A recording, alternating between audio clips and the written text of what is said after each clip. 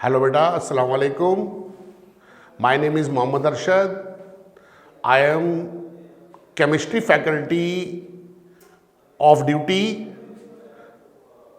I have around 15 year teaching experience in coaching field.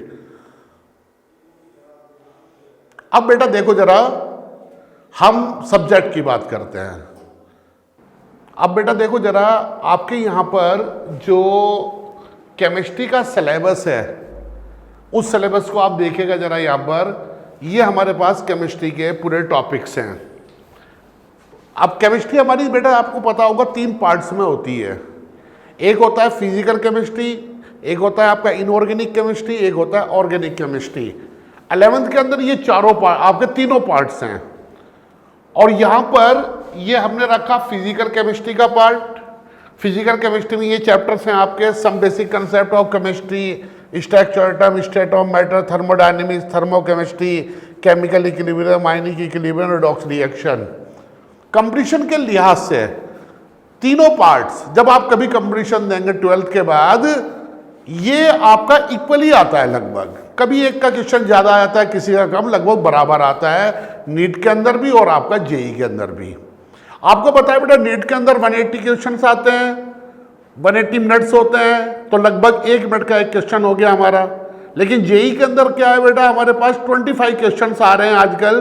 Time हमारे पास times कितना हमारे पास 3 hours की हैं, तो लगभग 7.2 मिनट्स मिलते हैं हमको एक क्वेश्चन के लिए।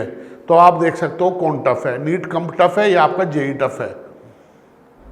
उसके बाद बेटा बात करते हैं यहाँ पर कि किस चैप्टर से कैसे क्वेश्चंस आते हैं। देखो बेटा, जेई का पैटर्न ये रहता है, कभी वो एक सिंगल चैप्टर के ऊपर एक सिंगल चैप्टर से क्वेश्चन नहीं देता। कभी वो क्या करता है, 1-2 चैप्टर्स को मिला के क्वेश्चन देता है। 1-2 चैप्टर को मिलाएगा तब क्वेश्चन देगा। और नीट के अंदर क्या होता है बेटा, एक चैप्टर से एक से ज्यादा क्वेश्चन आने की पॉसिबिलिटी रहती है। रीजन साहब है बेटा, केमिस्ट्री में 45 क्वेश्चन आएंगे, तो इस वजह से इतने तो चैप्टर भी नहीं है, तो इस वजह से उसमें एक से ज्यादा क्वेश्चन उसके अंदर आ जाती हैं। अब यहां पे देखो जो टफ चैप्टर्स हैं बेटा हमारे पास, यहां पर ये हुए यहां पर चैप्टर। अब इस ऑर्डर में बेटा यहां पर एनसीईआरटी ने तो ये दिया हुआ है, लेकिन हमें आपको समझाने के लिए ये चैप्टर हमें इसके साथ पढ़ाना होगा, तभी आप उसको सीक्वेंस में, जैसे हमने लिखा ये बुक का सीक्वेंस है, बट बुक के सीक्वेंस के अकॉर्डिंग ना चलकर आपको ये चैप्टर पहले पढ़ना होगा, क्योंकि यहां पर इसकी जरूरत होती है।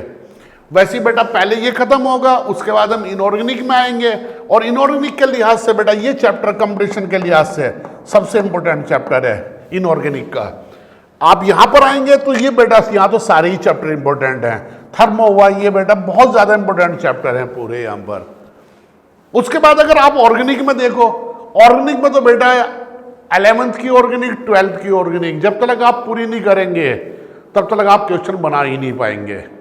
तो ऑर्गेनिक का तो ऐसा है कि आपको पहले नेमिंग से लेके लास्ट 12th तक की जो ऑर्गेनिक है वो सब की सब आपको आनी चाहिए।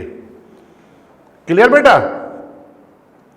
अब बात आती है बेटा यहां पर कि आपको स्टडी कैसे करनी होती है, आपको पढ़ना कहां पर चाहिए।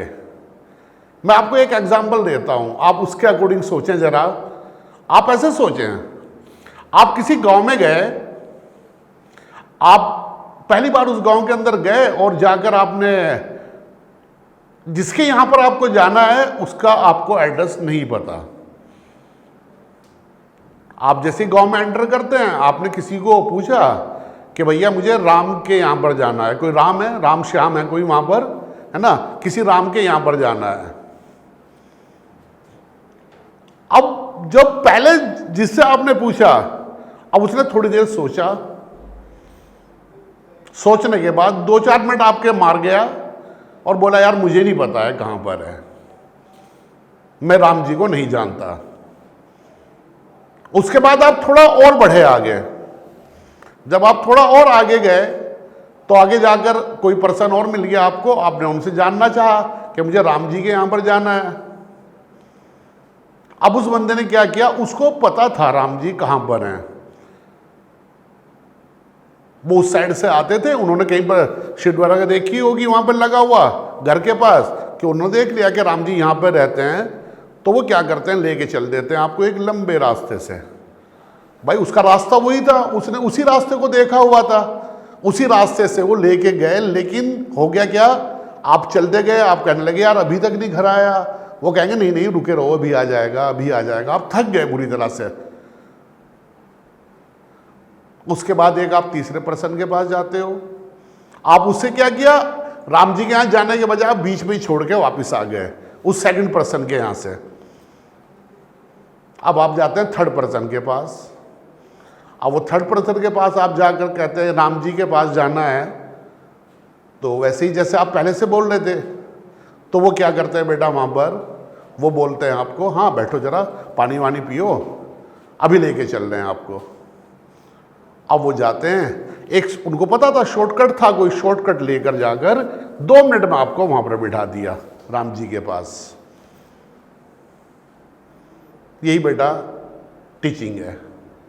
कैसे, मैं देखो एग्जाम्पल आपको जो समझाया मैं प्रूफ करता हूं। बेटा पहला पर्सन वो टीचर ऐसा था, जैसे मान लिया वो केमिस्ट्री पढ़ाते हैं, लेकिन अभी अभी उन्होंने क्या किया, केमिस्ट्री का एमएससी वगैरह किया है। अब माइंड में ये है कि चलो यार मैं स्टार्ट कर देता हूं पढ़ाना बच्चों को। अभी तो उसको अच्छे से पूरे टॉपिक भी नहीं पता होगा। पहले तो सोचा उसने थोड़ा कि हाँ पढ़ा दूंगा, लेकिन यार फंस जाएगा, छोड़ो इसको, तो उसने उसको छोड़ दिया। आप दूसरे के पास गए, अब दूसरा 3-4 साल उसमें बिता चुका। अब वो क्वेश्चन बनाने लगे। अब जब क्वेश्चन बनाने लगे तो दूसरे जब स्टूडेंट उनके पास आए, अब उनको क्वेश्चन आपने देखा होगा कई बार, बोर्ड पे क्वेश्चन कर रहा है टीचर, आंसर नहीं आया, अरे यार आंसर गलत है इसका, चलो इस मेथड से नहीं दूसरे मेथड से कर लेते हैं। फिर फंस गए तो किसी तीसरे मेथड से कर लेते हैं। आप इरिटेट हो गए, क्वेश्चन ही लेके वापस चले जाओगे। ये सेकंड थे। थर्ड टाइप वो है बेटा, जो थर्ड पर्सन के पास आप गए, वो लोग हैं जिन्होंने 10-15 साल उसके ऊपर बिता चुके, जो 10-15 साल उसमें बिता चुके बेटा। अब वो क्या है, वहां पर आप उनके पास गए, अब उनको थ्योरी पढ़ने की घर पे जरूरत नहीं होती है उन टीचर्स को। अब उनका काम कहां पर चलता है कि यार अपने बच्चे के लिए कैसे मैं शॉर्टकट लगाऊं, अपने स्टूडेंट के लिए एक बड़े फॉर्मूले से क्वेश्चन हो रहा है, एक शॉर्टकट से हो रहा है, तो मैं कैसे शॉर्टकट बनाऊं। अब उसको बड़े फॉर्मूलों की जरूरत नहीं है, अब उसका पूरा दिमाग शॉर्टकट पे चलता है। इसी वजह से उसने शॉर्टकट से आपको ले गया, फट से नीट और जी को उसने आपको निकलवा दिया। तो भैया कंपटीशन वही निकाल सकता है जिसको शॉर्टकट आते हों। क्यों? 1 मिनट में एक क्वेश्चन करना आसान होता है। नीट का क्वेश्चन है, 180 क्वेश्चन है, 180 मिनट्स हैं। 1 मिनट में आप क्वेश्चन करोगे क्या? 1 मिनट का बैठ रहा है बेटा क्वेश्चन, और 1 मिनट में कभी नहीं होता है क्वेश्चन। बायो का तो हो जाएगा, केमिस्ट्री फिजिक्स में कभी फंस जाओगे भाई, तो उसके लिए तो शॉर्टकट चाहिए आपको।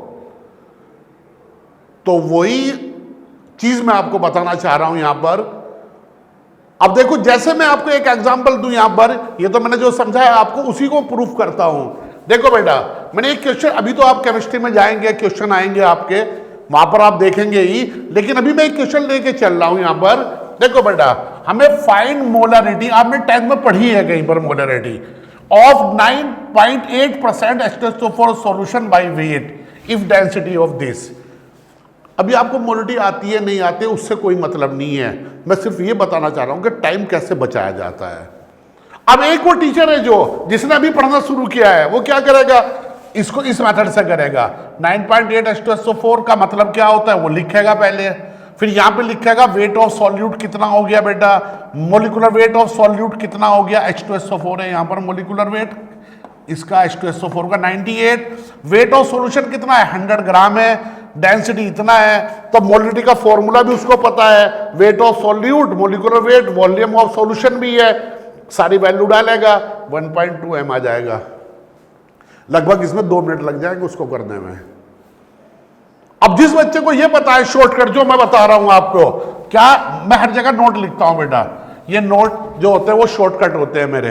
तो इस नोट में देखो जरा, एक फॉर्मूला हमने बना रखा है, ये molarity is equal to percentage weight upon molecular weight into 10 density. तो आपने क्या किया, ये जो परसेंटेज वेट था यहाँ पे डाल दिया 9.8, मोलिकुलर वेट H2SO4 का 98, 10 तो 10 ही रहेगा, डेंसिटी भी दी हुई थी 1.2, ये डाल दिया तो आंसर 1.2। यहाँ पूरा बोर्ड भर गया था, यहाँ पर ये आ गया। कितना लगा, कम से कम इसमें 1.5 मिनट आपका बच गया होगा। और पूरे पेपर में अगर आप इस तरह से टाइम बचा लेते हो भाई, तो आप देख लेना कैसे आप पेपर करोगे। एक एग्जांपल और दे के मैं अपना बंद कर रहा हूं। ये देखिएगा बेटा, यहां पर जब ये तो हुआ पहले चैप्टर में, ये फर्स्ट चैप्टर का है। अब फर्स्ट चैप्टर में हर क्वेश्चन में मैं आपको शॉर्टकट देता हूं बच्चे को। उसके बाद देखो यहां पर ये second chapter structure of atom, इसमें एक फॉर्मूला होता है बच्चों। ये अभी तो आपको समझ लो कि ये होता है, मान के चलो H/4πm।